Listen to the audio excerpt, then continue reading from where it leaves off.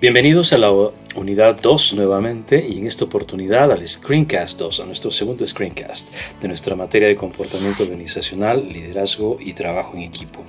En esta segunda entrega vamos a concentrarnos en la motivación y patrones de comportamiento una vez que hemos demostrado la importancia de la conducta del individuo para la construcción de la cultura organizacional. En primer término, una breve reflexión sobre el arte de la guerra de Sun Tzu que nos ayuda a situarnos con respecto a la importancia de conocernos a nosotros mismos para poder enfrentar los desafíos de la vida. Y luego una definición que es muy interesante y muy completa a pesar de ser muy corta. La personalidad es la organización dinámica dentro del individuo, de los sistemas psicofísicos que crean patrones característicos de conducta, pensamientos y sentimientos. En este sentido, vamos ahora a entrar a analizar cada uno de los detalles que nos propone esta definición. Número 1, la personalidad no es solo una acumulación de partes y piezas, tiene una organización, tiene un carácter sistémico. Segundo, la personalidad no se limita a estar ahí, es activa, tiene procesos, es decir, hay una interacción permanente entre los componentes que han generado procesos muy estructurados. Tercero, la personalidad es un concepto psicológico, pero está intrincadamente unida al cuerpo físico. Es decir, psicología y fisiología caminan de la mano. La personalidad es una fuerza causal, ayuda a determinar la forma en la que el individuo se relaciona con el mundo. Es decir, que aquí aparecen los visos de la relación del ser humano consigo mismo, con los demás, pero también con la vida. Quinto, la personalidad se muestra en patrones, recurrencias y coherencias. No se puede juzgar a partir de hechos aislados. Es importante determinar esas recurrencias, esos patrones de conducta que se dan en actos repetidos. Sexto, la personalidad no se muestra de una, sino de varias maneras en conductas, pensamientos y sentimientos. De hecho, es lo que en psicología se llama las macroconductas y las microconductas. Las macroconductas son las tangibles, visibles, y las microconductas son aquellas que no se pueden percibir, advertir muy fácilmente. Luego, tenemos a continuación una estructura de características de las tres dimensiones que propone Sheldon con respecto al temperamento que forma parte de la personalidad. Y como vemos, van estas características desde movimientos corporales hasta conductas internas. Esto nos habla de la complejidad del temperamento y de sus características. Eventualmente vale la pena hacer un autodiagnóstico de uno mismo y más que esto un autoanálisis, más que diagnóstico, porque no se trata de que exista algo malo. De hecho, en psicología muchas veces se utilizan palabras que a uno le harían pensar que algo anda mal, cuando en realidad todo es funcional. Podría darse el caso que el ser humano tenga varias de estas características. Sin embargo, suele pasar también que hay una predominancia. Puede haber una combinación de algunas características, pero existe una predominancia al fin. Luego tenemos un modelo de análisis de personalidad que se basa en la fisiología, denominado cerebro triuno o triádico. Más adelante veremos un modelo que tiene que ver con la psicología esencialmente. Este modelo de análisis fue propuesto por el médico Paul MacLean. MacLean hizo una investigación en la cual determinó que existía una correlación muy alta entre los factores fisiológicos y los psicológicos. Y de hecho nos dice que esta investigación de MacLean sugiere que los tres cerebros equivalen a tres computadoras biológicas interconectadas. Cada una posee su propia inteligencia, su propia subjetividad individual, su propio sentido del tiempo y del espacio y su propia memoria, además de otras funciones. De hecho, debemos decir que no se trata de tres cerebros, sino de un cerebro que se ha ido formando en tres fases de la evolución humana. La primera fase es lo que se conoce como el cerebro reptílico o reptil, la otra es la fase del cerebro límbico y finalmente la fase del neocórtex, que ha sido la última en formarse en la evolución del ser humano. Cada uno con un aporte específico. El que más ha sido privilegiado en los últimos años tal vez sea el neocórtex, la alta inteligencia del ser humano. Ahora, ha habido un rescate en los últimos años también del cerebro límbico, que ha sido un rescate un tanto exagerado, y el que así ha sido afectado, visto como el pariente pobre ha sido el cerebro reptil, el más constreñido. Sin embargo, vamos a decir que en términos de armonía de la personalidad, de la expresión de la personalidad, lo recomendable es no limitar ninguno de estos tres cerebros. Cada uno de ellos tiene su aporte y vamos a ver en qué consiste. El cerebro reptil aporta con el instinto, con la sobrevivencia, con el instinto de sobrevivencia y seguridad. es decir, está básicamente con el sentido de precautelar por la vida. Sin este cerebro, sin esta evolución, prácticamente la vida se pone en riesgo. Por eso es importante entender que el instinto debe ser atendido. Y por eso tal vez es que ha sido tan relegado este cerebro. Luego, segundo, tenemos el cerebro límbico, que es el segundo momento de evolución del ser humano y en donde se agregan los elementos, los componentes como la amígdala, como el tálamo y el hipotálamo, que son los encargados del procesamiento de la información emocional. Esto fundamentalmente es el aporte del cerebro límbico. Importante, por supuesto, como lo es el cerebro reptil también. Finalmente, el que se formó de último ha sido el cerebro neocórtex, donde se encuentran las terminales corticales que aportan los análisis lógicos, la racionalidad, el análisis en general. Pero este es el que ha sido como sobrevalorado en desmedro de los dos anteriores. La idea es poder tener un equilibrio entre estas tres expresiones del ser humano y podemos decir finalmente que la conducta del ser humano es el reflejo de la interacción de estos tres cerebros, tanto del cerebro reptil como del cerebro límbico y del cerebro neocórtex, cada uno con un aporte distinto a la conducta humana. La clave sería poder regular cuándo es que se necesita cada uno de ellos para poderlo expresar. Ahora a continuación vamos a ver un segundo modelo que es centrado en lo psicológico.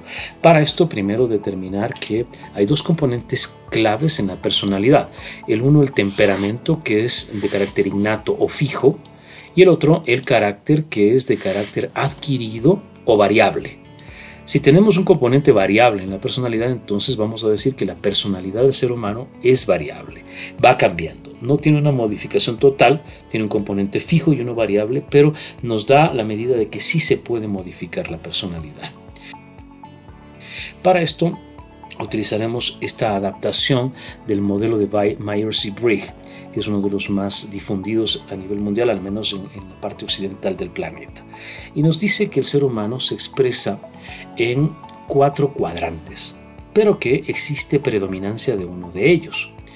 La idea es que tú puedas determinar, una vez que revises la lectura asignada para esta unidad, en qué cuadrante estás tú. Para esto una explicación muy breve. En este análisis buscamos que determines en qué lado de cada eje estás, tanto del horizontal como del vertical. No puedes estar en los dos ejes a la vez, en los dos lados del eje a la vez. Tienes que estar solamente en uno de ellos. Adicionalmente, el cero no existe para nuestro análisis. Siempre habrá una tendencia a estar alejado del cero, tal vez inicialmente medio o extremo, ¿okay? Pero no puedes estar en el centro porque el centro es no comportamiento. Entonces, por ejemplo, en el primer eje, en el eje de las Y, en el eje vertical, es el eje de la comunicación.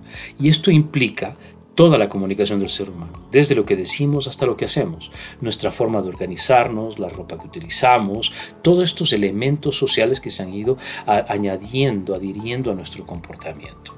Por otra parte, en el eje horizontal lo que determinamos es en cambio la capacidad de negociación de las personas, pero no la negociación comercial o empresarial, sino la negociación de las relaciones humanas. Nos referimos entonces al análisis transaccional, ¿okay? La tarea entonces, insisto, es determinar en dónde nos encontramos. Quiero poner un ejemplo para que puedas luego realizar tu propio análisis. Si es que yo soy una persona formal media, ¿ok? Y que tengo inicialmente un carácter inflexible, ¿sí? Esto determina que estoy en este cuadrante, ¿sí? Esto es, ¿de acuerdo? Y esto nos podrá llevar a identificar cuál es nuestro estilo predominante. Recordemos que puedo tener esta predominancia, pero puedo tener un poquito de los otros 3 cuadrantes. ¿Okay? Aquí en esta diapositiva tú podrás ver entonces los 4 nombres de los 4 cuadrantes o estilos de personalidad. Así, vamos a decir que, por ejemplo, el entusiasta tiene como características básicas que le gusta ser inflexible, que las cosas se hagan a su manera, y es informal. Le gusta realmente la libertad, no que lo constriñan, no que lo limiten. La personalidad apoyo, por su parte, es una persona flexible, le gusta llegar a acuerdos, acepta hacer las cosas como el otro quiere, pero es informal, también le gusta la libertad. Sin embargo, aquí hay una diferencia, el entusiasta es muy comunicativo, muy impositivo, el apoyo, en cambio, suele ser menos comunicativo, ¿sí? Y más negociador o aceptador. El analítico, por su parte, Es una persona flexible, que le gusta llegar a acuerdos, pero es formal, es muy estructurado, muy analítico en realidad, forma ramas o redes de análisis para llegar a veces a las decisiones. Y esto es riesgoso porque le puede llevar a la parálisis, a la famosa parálisis por análisis. El autoritario, por su parte, es una persona que le gusta que las cosas se hagan a su manera y es extremadamente formal, muy centrado en el objetivo, en el resultado, muy eficiente y se comunica lo justo, no más. Esto en términos muy generales. Ahora, vamos a ver en este cuadro interesante que tenemos algunas características como por ejemplo de cada personalidad tenemos las necesidades básicas, la comunicación gestual, el tono de voz y la transmisión de mensaje. Sin embargo, en la última columna, lo que nos da es los objetivos prioritarios que se refieren a qué es lo que cada persona debería buscar hacer o cómo podría manejar a una persona con este estilo de características. Por ejemplo, en el caso del entusiasta, al entusiasta hay que prestarle atención y controlar la conversación, porque al ser una persona extremadamente comunicativa podría llevar al punto de que va a dominar la conversación. Entonces hay que controlar la conversación con el entusiasta. Y así con cada uno de ellos, que este cuadro junto con la lectura que realizarás te va a ayudar a determinar cuál es tu personalidad, pero más importante, cómo puedes diagnosticar o analizar la personalidad de las demás personas. Complementariamente, en este screencast tenemos también este elemento interesante denominado las 3 vidas felices, que forma parte de la teoría de la psicología positiva propuesta por Martin Seligman. Seligman decía que la psicología tenía una deuda con la humanidad por haberse dedicado solamente a los problemas, pero no a aquellas personas que sin tener problemas graves podrían mejorar su felicidad. Y es así como propone la teoría de la psicología positiva, que contiene estas 3 tipos de vida feliz. La primera, la vida placentera, tiene características que empiezan por ser hereditaria. La vida placentera es hereditaria, es decir, viene en los genes. Tiene una intensidad inversa. ¿Qué significa? Que si más tienes tú el objeto de tu felicidad, no es que te vas a sentir más feliz. Seligman hizo alguna vez un ejemplo interesante. Decía, un jeque árabe que tiene su primer Lamborghini va a estar muy feliz con su primer Lamborghini, pero luego cuando empieza a tener 1, 2, 3, 4, 5, 10 Lamborghini, la felicidad que tenga con el 10º ya no va a ser la misma que con el primero. Lo mismo puede pasar con las personas que les guste el helado. El primer helado va a ser fabuloso, pero el 4º helado ya no. Otra característica es que no es modificable. Al ser hereditaria, la vida placentera, entonces no es modificable. Es decir, no puedes ser más feliz o menos feliz. Ya viene esto en el paquete genético. Segundo, la vida plena. Una vez que trabajamos en la vida placentera, pues caminamos hacia la vida plena. En la vida plena se hace la distinción entre placer y flujo. Y empieza a aparecer esta distinción, porque el placer llega a una cota, a un límite, y empieza a aparecer el flujo. Es decir, una vez que llegamos a sentir placer, entonces se limita. Pero en cambio el flujo es un estado muy interesante, muy integral de bienestar cuando hacemos lo que nos gusta. Esto es el carácter del flujo. Esta vida plena identifica las fortalezas de la persona, ya nos ayuda a identificar qué es lo que nos hace feliz y repara las 3 zonas claves en la vida. ¿Cuáles son ellas? El trabajo, el amor y el juego. Es decir, uno llega a alcanzar la vida plena cuando integra estas dimensiones. Y finalmente lo que logra también es que consigue más flujo, es decir, sentimos más esa intensidad de la felicidad, algo que se llama la eudaimonía. Finalmente tenemos la vida significativa. Aquí ya conocemos, no solamente que identificamos, sino que conocemos las fortalezas que tenemos. Y además se pone en servicio de alguien más, no solamente es para el yo. Ya partimos del ego. Y finalmente nos lleva también a la convicción de que se pueden construir instituciones positivas. Así, las conclusiones de esta vida feliz son que la gente feliz es extremadamente social. Segundo, que es preferible trabajar con gente que busca ser feliz. Tercero, es posible incrementar el nivel de felicidad, aunque sea parcialmente.